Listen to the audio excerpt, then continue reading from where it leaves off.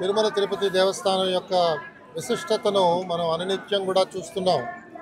అనేక ప్రాంతాల్లో జరుగుతున్న ధర్మ ప్రచార కార్యక్రమాలకి ఇంకా గొప్ప ఊపు ఇవ్వవలసిందిగా నేను మనస్ఫూర్తిగా మన చైర్మన్ గారిని మరొకసారి కోరుతున్నాను.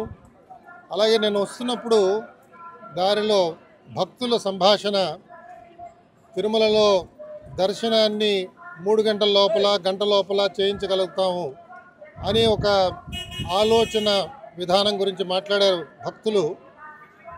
నాకు తెలిసినంత వరకు అది అసంభవం. దాని గురించి మనం ప్రయత్నం చేయడం ఏమాత్రం కూడా క్షేమకరం కూడా కాదు. ఎంత ఆర్టిఫిషియల్ ఇంటెలిజెన్స్ మన మానవుడు తన శక్తితో దాన్ని గ్రహించినా కూడా మనకు అనేక పరిమితులు ఉన్నాయి ఆలయంలో.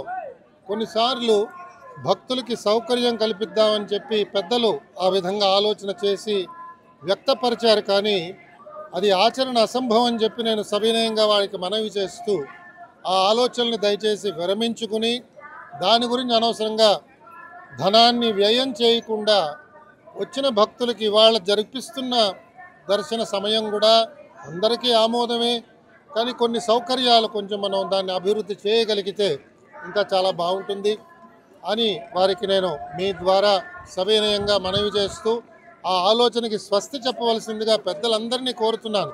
ఇది జరిగే పని కాదు. ఇంతకు పూర్వం మనం చూసాం, అనేక మంది ఎగ్జిక్యూటివ్ ఆఫీసర్లు, చైర్మన్లు అనేక ఆలోచనలు వారు ప్రయత్నం చేశారు. కాబట్టి ఇవాళ ఇది కొత్తగా చేయడానికి లేదు, ఆలయాన్ని మనం ముట్టుకోవడానికి లేదు. కాబట్టి దయచేసి దాన్ని విరమించవలసిందిగా నేను అందరినీ మరొకసారి కోరుతూ మీ ద్వారా సెలవు తీసుకుంటున్నాను.